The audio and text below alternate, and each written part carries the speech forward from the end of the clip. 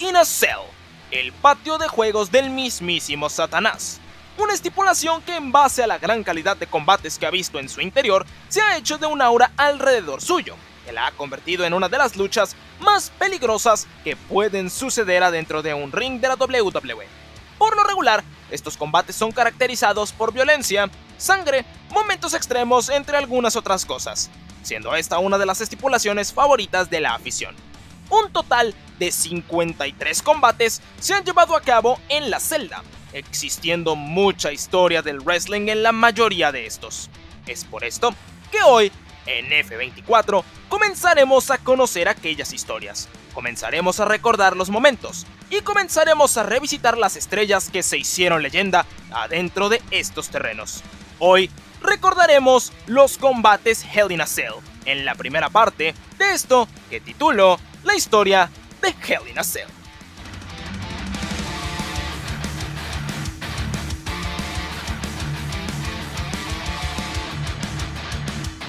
Nuestra historia comienza la noche del 5 de octubre de 1997. Tras meses de escapar de un vengativo Undertaker, quien había perdido su campeonato de la WWF gracias a un silletazo de su parte, Shawn Michaels se vería incapaz de evadir las garras del enterrador, ya que por primera vez en la historia, el ring sería rodeado por una gigantesca estructura metálica. Esta no se trataba solamente de una tradicional jaula de acero, esta rodearía toda el área de ringside, además de que tendría techo. No había escape. Lo que se vería en Bad Blood iba a ser literalmente el infierno en una celda. Undertaker y Shawn Michaels tuvieron una de las mejores luchas en la historia de la empresa adentro de esta nueva jaula, con sangre, storytelling y spots impresionantes, con ambos subiendo a la cima de la celda y peleando en su techo, pagando el precio el chico rompecorazones, quien cayó desde la mitad de la jaula al intentar bajar de esta, atravesando la mesa de comentaristas. Shawn estaba terminado. Era cuestión de tiempo para que el hombre muerto lo enviara a descansar en paz definitivamente. Pero la cereza del pastel, la llegada del hermano de The Undertaker, Kane, quien finalmente se hacía presente tras meses de ser mencionado, le puso un sorpresivo final a la fiesta. Una tumba rompecuellos de la máquina roja a su propio hermano y un conteo de 3 de parte de HBK le regalarían el triunfo al de San Antonio, quien, aunque salió victorioso, no salió en propio pie, teniendo que ser ayudado por sus compañeros de The Generation X a abandonar el campo de batalla. Nadie salió de aquí siendo el mismo, ni siquiera la WWF misma, que había encontrado en esta celda el instrumento perfecto para cerrar las historias más intensas. El verano de 1998 vio mucha actividad adentro de la celda en la WWF, específicamente alrededor de las 4 superestrellas que se metieron al ring en la segunda lucha de este estilo en la historia en la edición del 15 de junio de 1998 de Monday Night Raw. Los planes y la paranoia eran el pan de cada día en las mentes del campeón de la WWF Stone Cold Steve Austin y de su retador número 1, The Undertaker, quien parecía estar coludido con su hermano Kane y con Paul Bearer. El enterrador negaba estas acusaciones, al mismo tiempo que lanzaba un reto para un mega evento estelar digno de las guerras de los lunes por la noche. Undertaker y Stone Cold enfrentarían a Mankind y a Kane en la segunda lucha Hell in a Cell de todos los tiempos. Esta terminaría siendo más un ángulo que una lucha, ya que Austin terminaría peleando con el culto de Paul Bearer, quienes minutos antes se habían convertido en retadores para los campeonatos por equipo, mientras que el amo de la oscuridad se quedaba encerrado adentro de la celda junto a Paul Bearer, a quien continuaría atacando.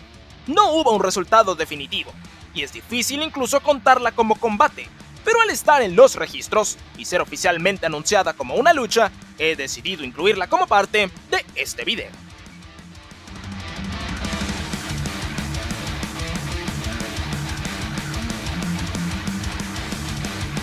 La primera Hell in a Cell sucedió en el mes de octubre de 1997, y aunque Undertaker contra Shawn Michaels es una de las mejores luchas en la historia de la WWE, nadie te diría nada si dijeras que el verdadero nacimiento de Hell in a Cell se dio poco menos de un año después, en el mes de junio de 1998, en la ciudad de Pittsburgh, Pensilvania, cuando The Undertaker y Mankind se vieron las caras en King of the Ring. Aquella noche, Mick Foley se hizo leyenda, y la celda infernal ganó mucho del aura que la acompaña hasta el día de hoy. Todo gracias a una de las experiencias más impactantes que se ha vivido en la lucha libre. Mankind, siendo Mankind, decidió iniciar el combate de manera diferente a lo habitual, yendo directamente al techo de la jaula. Undertaker lo siguió, con una serie de golpes dándose en un techo que parecía que en cualquier momento iba a ceder, dejando caer el peso de ambos hombres en el ring que yacía debajo de ellos.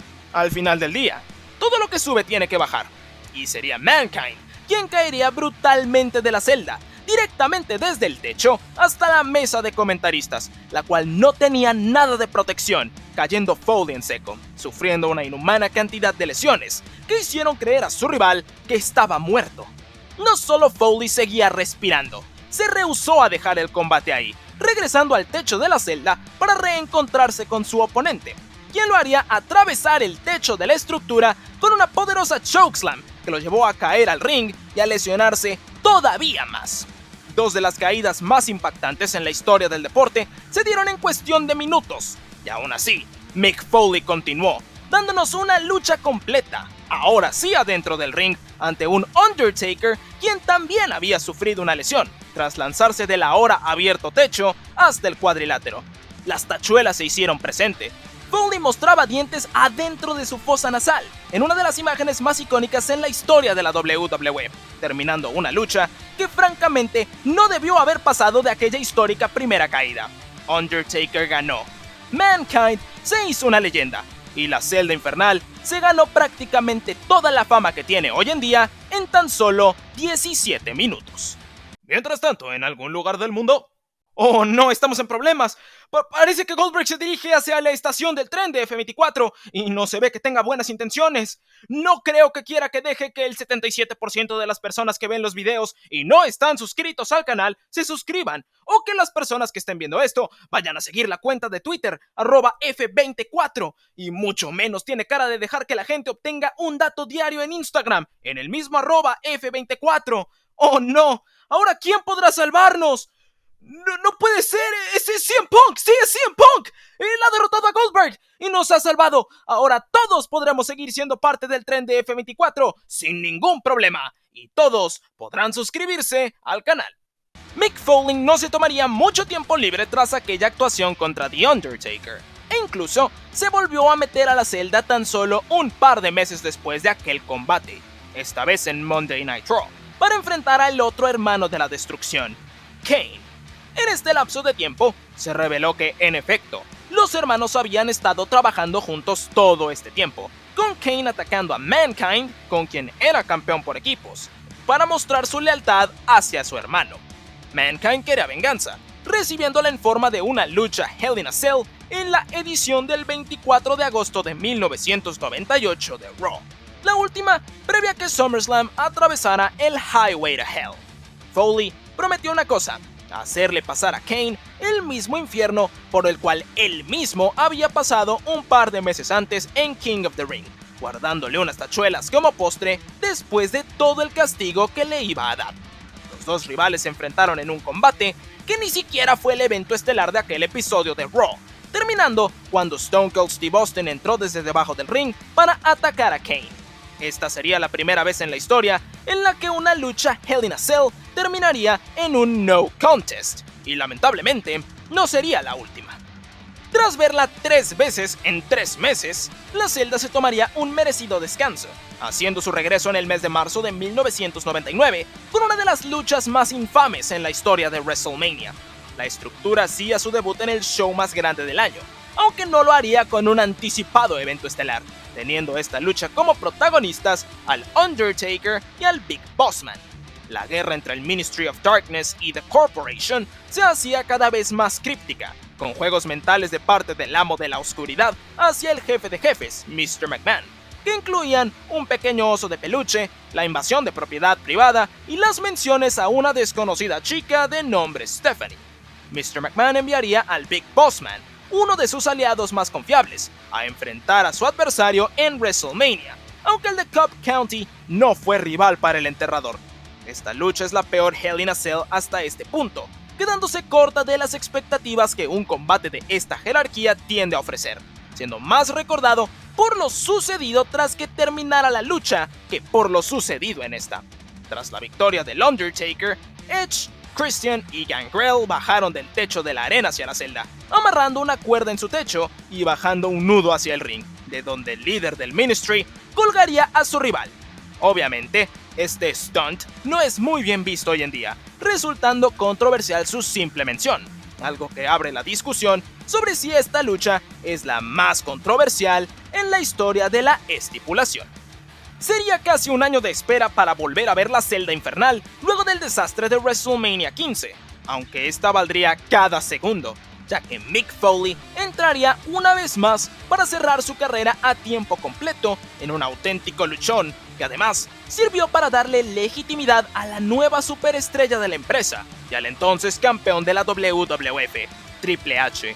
Hunter y Cactus Jack se metieron a la celda en el evento estelar de No Way Out 2000, en un combate campeonato contra carrera que metió mucho de la lucha extrema a la experiencia de la jaula. Alambre de púas incendiado, una caída del techo, esta vez planeada y controlada, y una historia llena de dramatismo y mucho en juego, eleva este combate a un pedestal muy alto, completando una de las bilogías más grandes de todos los tiempos, junto a la lucha callejera de un mes antes en el Royal Rumble.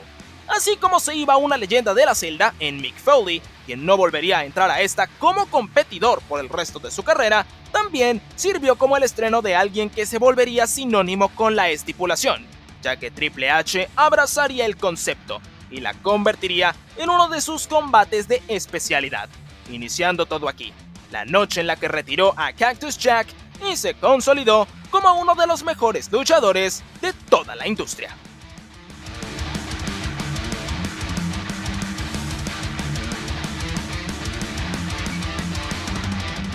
La celda infernal más llena de talento, uno de los eventos estelares de pay-per-view más ridículamente impresionantes de la historia, engalanó la cartelera del último evento del año 2000, Armageddon, ya que no 2, no 3, no 4, ni tampoco 5, sino 6 superestrellas, no solo 6 superestrellas, las 6 superestrellas más grandes de la época se enfrentaron en una lucha todos contra todos adentro de la celda por el campeonato de la WWF, un concepto que aunque no se ha vuelto a repetir, ha quedado inmortalizado bajo el nombre Armageddon Hell in a Cell.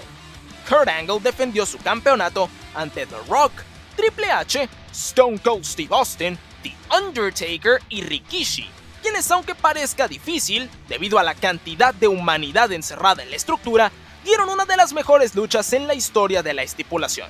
Sin duda alguna, el spot más recordado vino de parte del nombre que quizás sobresale más de todos los demás, ya que Rikishi fue lanzado de la cima de la jaula por un chokeslam cayendo en la parte trasera de una camioneta, la cual estaba llena de aserrín. Esta se encontraba en ringside, ya que mientras la carnicería sucedía dentro de la jaula, afuera de esta, Vince McMahon intentaba de todo para detener la lucha y proteger a su empresa, ya que el tener a sus 6 estrellas más grandes en una barbarie tan grande como esta podía ser catastrófico para su inversión. Aún así, el jefe no pudo detener la acción, solo ayudó a abrir la puerta y dejar que ésta se fuera a ringside y al techo, siendo expulsado por el comisionado Foley, quien dejó continuar el gigantesco evento estelar. Al final de todo, aún con todas las probabilidades en su contra, fue el héroe olímpico, Kurt Angle, quien retuvo su campeonato tras aprovechar una serie de finishers entre Austin, Hunter y Rocky, terminando con un conteo de 3 desesperados sobre el campeón del pueblo, que garantizó que el campeonato se mantendría en su posición después de sobrevivir al mismísimo infierno. La primera Hell in a Cell bajo el nombre WWE, y la primera Hell in a Cell en llevarse a cabo durante la división de marcas. Triple H contra Chris Jericho se había convertido en la rivalidad más grande en SmackDown, ya que ambos habían quedado con situaciones pendientes de lo que había sido el evento central de WrestleMania 18. Toda esta idea formaba parte de un feudo entre el juego y el entonces dueño de SmackDown, Mr. McMahon, aunque Y2J quería probar que la derrota de un par de meses solo fue un resbalón de una noche. Esta lucha terminaría con una carrera, la del referee, Tim White, quien tras ser lanzado hacia la celda, sufrió una lesión que lo dejaría sin oficiar por 2 años, relesionándose en su primer combate de regreso y retirándose de manera oficial. La lucha entre Hunter y Jericho tiene otro dato bastante interesante, ya que al día de hoy es la única lucha Hell in a Cell en terminar encima de la celda, ya que tras un pedigrí, el Rey de Reyes derrotó al canadiense por conteo de 3, el cual se llevó a cabo en el techo de la misma jaula. Triple H contra Chris Jericho en Judgment Day 2002 no es quizás la lucha Hell in a Cell más recordada, pero guarda estas historias que la vuelven importante a la hora de recapitular la historia de la estipulación. Hell in a Cell fue vista una vez más en el 2002, ya que esta volvería en el mes de octubre como parte del pay-per-view No Mercy, luego de un final inconcluso en Unforgiven, en el cual The Undertaker y Brock Lesnar llevaron su combate a una doble descalificación e incluso atravesaron la escenografía del evento. El feudo entre estos dos y el destino del campeonato de la WWE solo tendrían un posible escenario de desenlace: Hell in a Cell. La historia de un inesperado giro gracias al involucramiento de Tracy, quien junto a Paul Heyman y el mismo Brock Lesnar acusaron al enterrador de engañar a su esposa Sarah, aunque la historia se sentía muy fuera de lugar y fue desechada pocas semanas antes del combate. Más allá de ese pequeño y extraño giro, la lucha no decepcionó. Brock y Taker nos regalaron uno de los mejores combates del 2002, con el veterano ayudando a Lesnar a convertirse en una estrella dominante, reteniendo a la bestia el campeonato tras aprovechar las lesiones que él mismo le había provocado a su rival. La escena final del combate y del pay-per-view se volvieron icónicas, con Brock escalando al techo de la celda que acababa de conquistar, levantando su preciado campeonato, presumiéndole al mundo que aún teniendo menos de un año de haber debutado, este era ahora su patio, y él había llegado para dominar la WWE. Tras 6 años, la celda infernal volvía al evento que la vio nacer. En una era donde la división de marcas era respetada a más no poder, se tomó la decisión de que hasta los eventos pay-per-view fueran separados, con los shows B siendo presentados por una sola marca. Este nuevo formato se estrenó en el 2003, con Bad Blood, show perteneciente a la marca Raw. Y para celebrar esta nueva idea y el regreso del evento que había visto aquel encontronazo entre Undertaker y Shawn Michaels en 1997, el evento estelar entre Triple H y Kevin Nash por el campeonato mundial pesado se llevó a cabo adentro de la jaula más temida en toda la WWE. No solo esto, otra de sus más grandes leyendas volvería a entrar, ya que Mick Foley sería el árbitro invitado de esta importante lucha. Hunter y Nash no estaban teniendo precisamente el feudo del año, además de que las constantes lesiones que había sufrido Big Sexy para este punto habían bajado demasiado su ritmo luchístico. Hunter y Nash dieron una lucha aceptable, aunque para nada digna de entrar al Olimpo histórico de los combates adentro de la celda.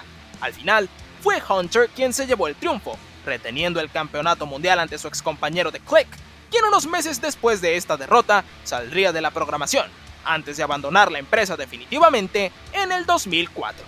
La tradición de estelarizar Bad Blood con una lucha Hell in a Cell continuó un año después, cuando se celebró la tercera edición de este pay-per-view en el 2004. Esta vez no hubo un campeonato en juego, solo el orgullo y la necesidad de declarar un ganador en una guerra que había dominado las historias de Monday Night Raw por casi 2 años.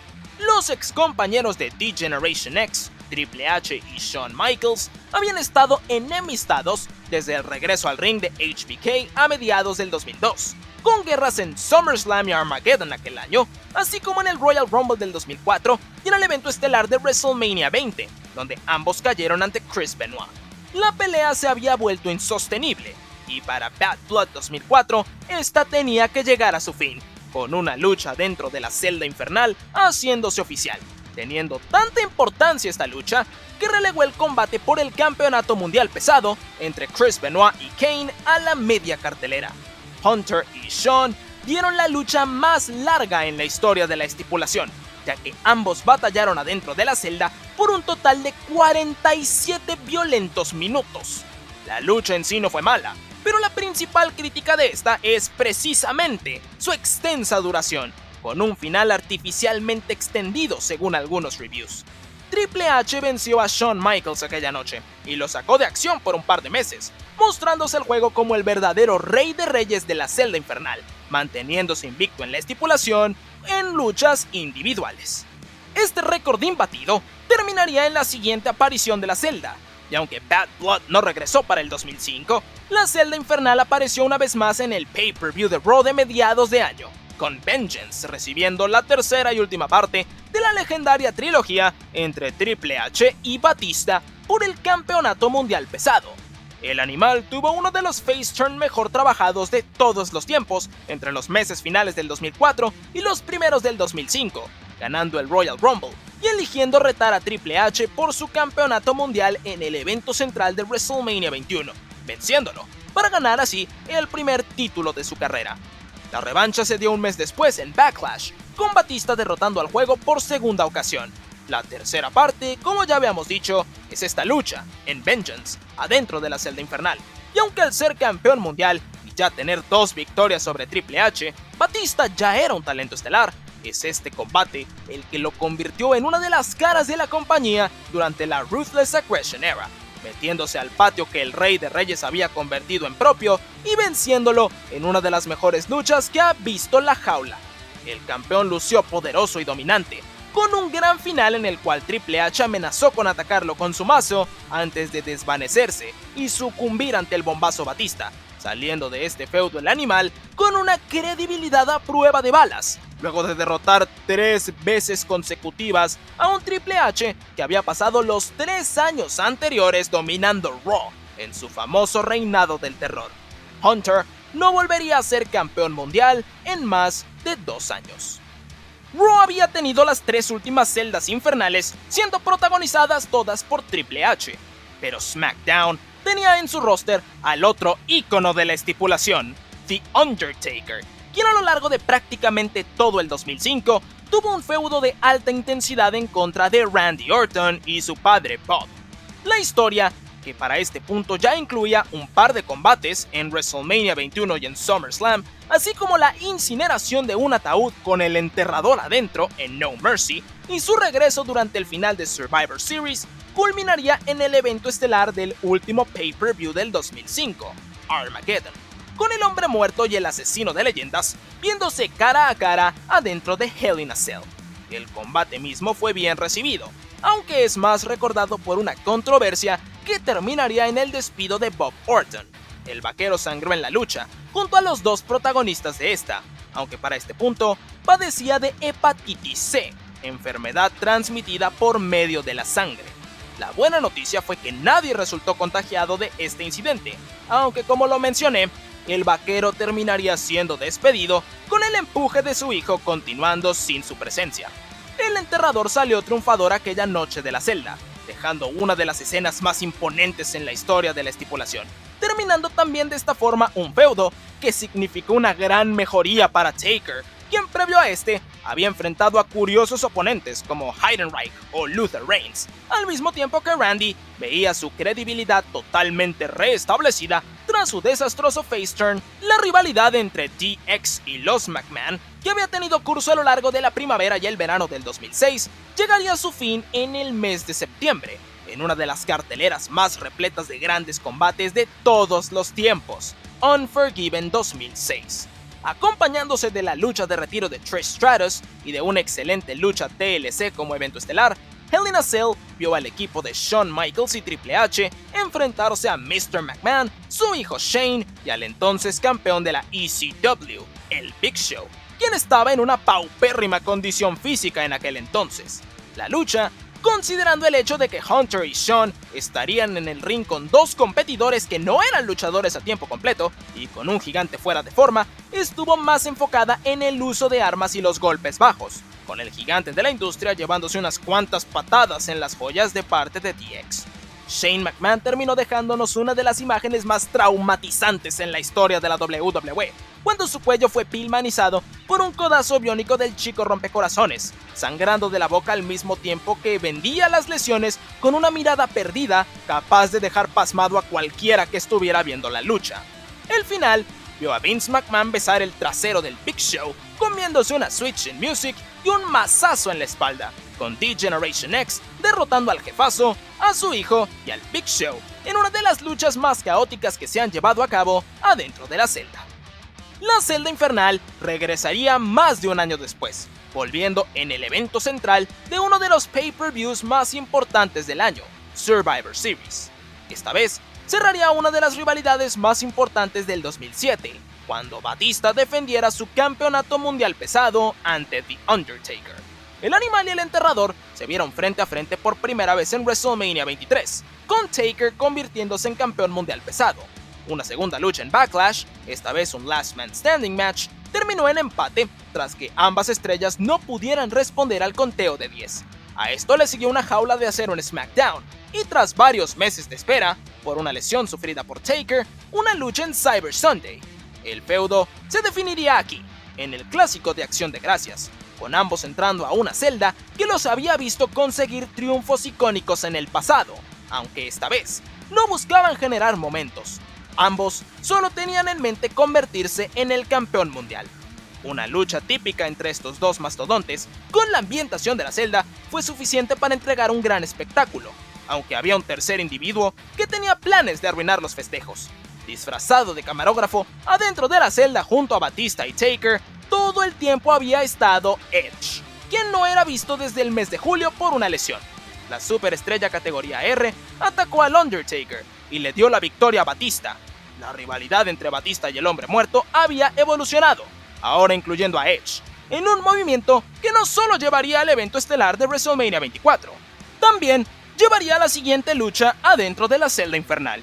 La rivalidad entre Edge y The Undertaker había iniciado adentro de la estructura en noviembre del 2007 y terminaría también adentro de esta, en agosto del 2008, durante el evento central de SummerSlam. Edge se convirtió en campeón mundial pesado un mes después de haber regresado, iniciando también un romance con la entonces gerente general de SmackDown, Vickie Guerrero. Edge y Taker se vieron las caras unas cuantas veces a lo largo del 2008, primero en el antes mencionado Main Event de WrestleMania, con revanchas posteriores en Backlash y en Judgment Day. Una cuarta lucha, con mesas, sillas y escaleras, se celebró en One Night Stand, con la estipulación agregada de que si The Undertaker no salía como campeón, tendría que abandonar la WWE. Edge venció a Taker, deshaciéndose de esta forma de su gran rival, recuperando de paso también su campeonato mundial pesado, aunque todo caería en picada para el canadiense después de esto. Perdió el campeonato unas semanas más tarde ante CM Punk. Su boda con Vickie fue arruinada por Triple H tras descubrirse una infidelidad de su parte, y en retaliación, Vickie reinstauró al Undertaker y le dio una lucha Hell in a Cell en SummerSlam contra su ahora esposo. La química que este par había mostrado en sus anteriores enfrentamientos una vez más quedó demostrada, con Edge y Undertaker dando un evento estelar digno del segundo show más importante de todo el año. Otra lucha que se encuentra entre las 100 mejores de la historia de la empresa, Edge y Undertaker se dieron con todo, saliendo victorioso el enterrador de toda esta guerra.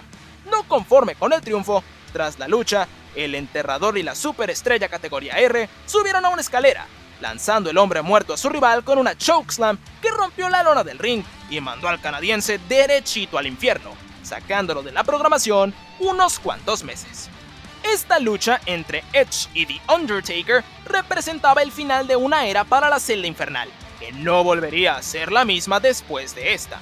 En el 2009, la WWE presentaría un nuevo formato para sus pay-per-views, dándoles un gimmick a la mayoría de estos. Atrás quedaban clásicos como Unforgiven y No Mercy, siendo reemplazados por shows como Breaking Point, con eventos estelares basados en luchas de rendición, TLC, con combates con mesas, sillas y escaleras, y más notablemente, Hell in a Cell, garantizando que todos los años, en el mes de octubre, las rivalidades estelares se definirían adentro de la celda infernal, sin importar qué tan intensas fueran o qué tanto sentido hiciera.